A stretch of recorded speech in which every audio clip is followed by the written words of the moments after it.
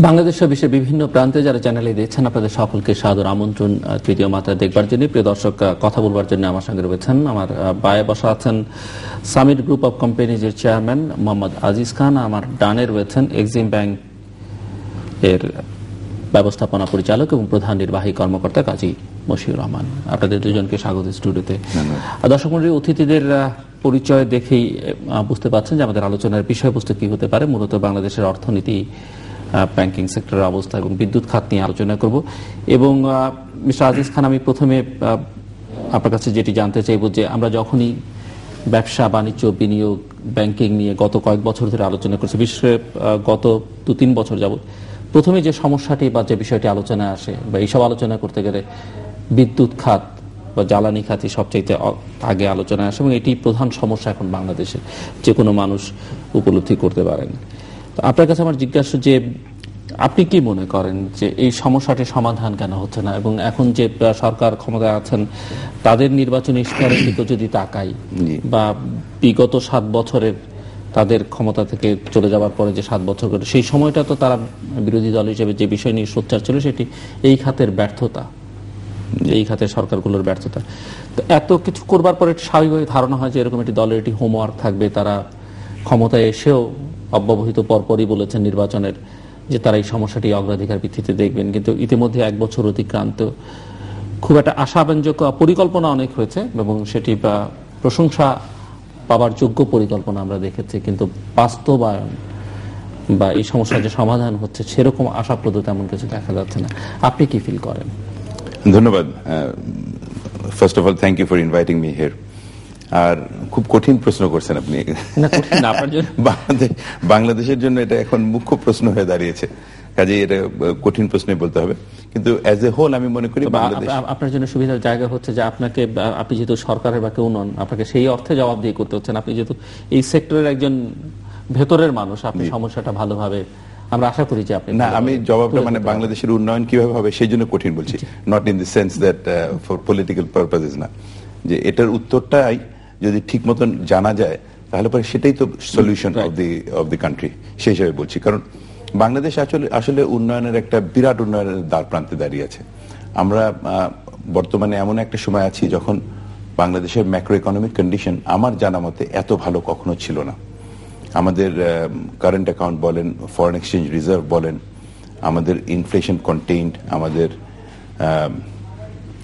Fundamentally একটা Democratic সরকার আছে, continuation of Democratic government আছে, আশেপাশের দেশের সাথে বন্ধুত্ব সুলভ অবস্থান আছে। সেক্ষেত্রে ম্যাক্রো ইকোনমিক কন্ডিশনে আমরা খুব ভালো একটা পরিস্থিতিতে আছি। সেখানে সবচেয়ে বড় অসুবিধা যেটা, সেটা হলো ইনফ্রাস্ট্রাকচার। দুটো ইনফ্রাস্ট্রাকচারেরই আমাদের প্রয়োজন, একটা social infrastructure, education, health and so and so fourth, এবং ফিজিক্যাল ইনফ্রাস্ট্রাকচার, যেটাতে আপনি এসছেন যে বিদ্যুৎ কেন আসছে না। এখন বিদ্যুতের ব্যাপারে বাংলাদেশ সরকার আমি মনে করি বেশ বড় একটা সুযোগের আছেন এখন। কারণ যেহেতু গ্যাসের অভাব থাকলে পরে ফুয়েল ডাইভার্সিফিকেশনের দিকে ওনারা যেতে পারেন। আজকে থেকে 4-5 বছর আগে যখন আমরা কথা বলতে এসছি কোনো জায়গায়, তখন বলা হয়েছে যে এত গ্যাস আছে, যে গ্যাসের কোনো অভাব নাই, কাজেই সবাই গ্যাসের প্রতি ধাবিত হয়েছে। এখন একটা বড় মাপে একটা চিন্তা ভাবনা করা যেতে পারে যে কয়লা কিভাবে আনা যাবে, অন্যান্য জিনিস, অন্যান্য ফুয়েল কিভাবে আনা যাবে। বিদ্যুৎ খাতে আপনি আজকে হয়তো দেখবেন, গত রিসেন্টলি বেশ কয়েকটা টেন্ডার হয়েছে, প্রায় 2250 মেগাওয়াটের টেন্ডার কিন্তু বর্তমানে পেপারে দেখা যাচ্ছে কিংবা ওয়েবসাইটে দেখা যাচ্ছে। 2525 মেগাওয়াটের টেন্ডার তারা অলরেডি করেছে। এই টেন্ডারগুলো যদি ওনারা সময় মতন অ্যাওয়ার্ড দিতে পারেন, তাহলে পরে এই সরকারের থাকাকালীন অবস্থাতে অ্যাটলিস্ট এই 2500 মেগাওয়াট বিদ্যুৎ কেন্দ্র আসতে পারে। আমরা এখানে সবচেয়ে বড় অসুবিধা যেটা দেখছি আমাদের অ্যাজ এ প্রাইভেট সেক্টর, যে সরকারের সিদ্ধান্তহীনতা এবং আপনি কি মনে করেন এই সরকারের মেয়াদকালে এই বিদ্যুৎগুলো পাওয়া যাবে যদি ইমিডিয়েটলি আগামী 6 মাসের ভিতরে অ্যাওয়ার্ড দিতে পারেন?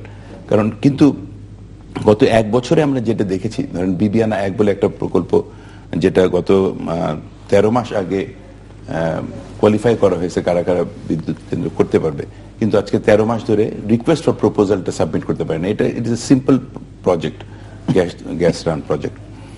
তো কাজে ওই সিদ্ধান্তহীনতার উপরে উঠে যদি সিদ্ধান্ত দিতে পারেন, এখন সিদ্ধান্তহীনতাটা কেন, সেখানে কিছু কারণ আছে যে আমরা খুব অতি নির্ভরশীল হয়ে গেছি বিদেশি সাহায্য কিংবা বিদেশি ডাইরেক্ট ইনভেস্টমেন্ট বিদেশি কোম্পানির উপরে। এই বিদ্যুৎ কেন্দ্রের জন্য যে টেন্ডারগুলো করা হয়েছে সেগুলোতে এমনভাবে টেন্ডারগুলো করা হয়েছে খালি মাত্র বিদেশি কোম্পানিরাই সেখানে টেন্ডার দিতে পারবে। তার কারণ কি? এই মন মানসিকতার ঊর্ধ্বে আমরা উঠতে পারছি না। আমার দুঃখ, দেশে কি দেশীয় কোম্পানির সাকসেস স্টোরি তো আমরা দেখতে পাই। জি, আমাদের নিজেদের কথা তো নিজের বলা উচিত হবে না আমার, তবুও যেটা বলতে চাচ্ছি আমি যে এই যে বিদ্যুৎ কেন্দ্রগুলো বললাম আপনার 2550 মেগাওয়াটের, এখানেও কিন্তু বাংলাদেশি কোম্পানিকে সুযোগ থেকে বঞ্চিত করা হচ্ছে। আমার মতে বঞ্চিত করা হচ্ছে কারণ মানসিকতার অভাব, প্রবলেমে সবাই ভাবছে যেন বিদেশি কোম্পানি করতে পারবে, আমরা করতে পারবো না। যেখানে আজকে বাংলাদেশ 15 কোটি জনগণের 30 কোটি হাত হয়ে গেছে, মানে এটা কর্মঠ হাত। সারা দুনিয়াতে তাদের চিন্তা ভাবনা, আমেরিকান ইকোনমি ফেল করে গেছে, বাংলাদেশের ইকোনমি করেনি। Demography is playing a big role today. এই যে পুরা একটা সি চেঞ্জ হয়ে গেছে in the world thought process, সেটা যদি আমাদের সরকার এবং আমরা জনগণ সবাই মাথার ভিতরে উপলব্ধি করতে পারি যে আমাদের নিজেদের অনেক শক্তি আছে, অর্থ আছে আমাদের। আপনি দেখেন 35,000 কোটি টাকা ব্যাংকের সাহেব আছেন এখানে, 35,000 কোটি টাকা ব্যাংকিং সেক্টরের তারল্য, 2,000 কোটি টাকা জমা পড়েছিল যখন গ্রামীণ ফোনের আইপিও হলো তখন। সো $30 বিলিয়ন, মানে 210,000 কোটি টাকার ক্যাপিটাল মার্কেট, পুঁজি বাজার এখন 2,10,000 কোটি টাকা। সেখানে লোকজন স্ক্রিপের জন্য, ইনভেস্ট করার জন্য পড়ে আছে। সেখানে আমরা দাঁড়ে দাঁড়ে ঘুরি বিদেশিদের দ্বারে, ওয়ার্ল্ড ব্যাংকের দ্বারে, এশিয়ান ডেভেলপমেন্ট ব্যাংকের দ্বারে, ফরেন ডাইরেক্ট ইনভেস্টমেন্টের দ্বারে, যেখানে আমাদের নিজেদের কাছে অর্থ আছে, বুদ্ধিমান লোক আছে এবং কর্ম পরিচালনা করার মতন ম্যানেজমেন্ট অ্যান্ড অ্যাডমিনিস্ট্রেটিভ ক্যাপাবিলিটি আছে। তো আমি মনে করি যে এই দিকে খেয়াল করলে পরে বিদ্যুৎ খাতেও আমাদের উন্নতি হবে। সো আমি যেটি আপনার কাছে জানতে চাইছিলাম যে এই একটা বছর সময় কেন লাগলো বলে মনে হয়? আমরা পরিকল্পনা এখন দেখছি যে ভারত থেকে বিদ্যুৎ আনবার কথা বলা হচ্ছে, 250 মেগাওয়াট বিদ্যুৎ। তো সব মিলিয়ে এই সময়টা কেন লাগলো বলে, সিদ্ধান্তহীনতা ছাড়া আর কোনো কারণ আছে মনে হয়? দেখেন, আমি বাংলাদেশ সরকারের এই যে ভারত থেকে বিদ্যুৎ আনা বা ভারতের সঙ্গে যে চুক্তি হচ্ছে, এই ছোট ছোট চিন্তা করে কতটুকু সাফল্য অর্জন করা সম্ভব হবে আপনি মনে করেন? না, ভারতের থেকে বিদ্যুৎ আনার চিন্তাটা ছোট না। 250 মেগাওয়াট ছোট, কিন্তু চিন্তাটা ছোট না। আমি 250 মেগাওয়াটের কথা, 250 মেগাওয়াটটা ছোট, চিন্তাটা ছোট না। আমি ওরকম কিন্তু বড় চিন্তার কথাই বলছি যে এখন তো বিশ্ববাজার মুক্ত হয়ে গেছে। আমরা বর্তমান বিশ্বে দাঁড়িয়ে আছি যেখানে মুক্ত বাজার অর্থনীতি সবাই মেনে নিয়েছে, বাংলাদেশও মেনে নিয়েছে। তো আমরা যদি ওইভাবে একটু মুক্ত চিন্তা করতে পারি, আমাদের পাশের দেশের যেই অ্যাডভান্টেজ গুলো আছে সেগুলোকে আমাদেরকে নেওয়া। যেরকম হংকং কিন্তু চায়নাকে এক্সপোর্ট করেই বড়লোক হয়েছিল, দুবাই মিডল ইস্টের অন্য দেশের উপরে নির্ভর করেই বড়লোক হয়েছে। একইভাবে বাংলাদেশও কিন্তু ইন্ডিয়াতে এক্সপোর্ট করে, বাংলাদেশের আমাদের এফিসিয়েন্সি আনতে পারলে পরে India will be our market. কাজেই সেখানে যদি মার্কেটটা খোলা হয়, আপনি মনে করেন যে পাওয়ার সেক্টরে সেই এফিসিয়েন্সিটা দেখানো বাংলাদেশের পক্ষে সম্ভব? প্রত্যেকটা ক্ষেত্রে এক্সপোর্ট করবার ক্ষেত্রে প্রত্যেকটা ক্ষেত্রেই সম্ভব। বাংলাদেশে যদি কয়লা খনি, যেরকম আপনি যখন প্রশ্নটা করছেন অসুবিধাটা আমাদের কোথায়, আমরা এখনো কয়লা নীতি পাইনি।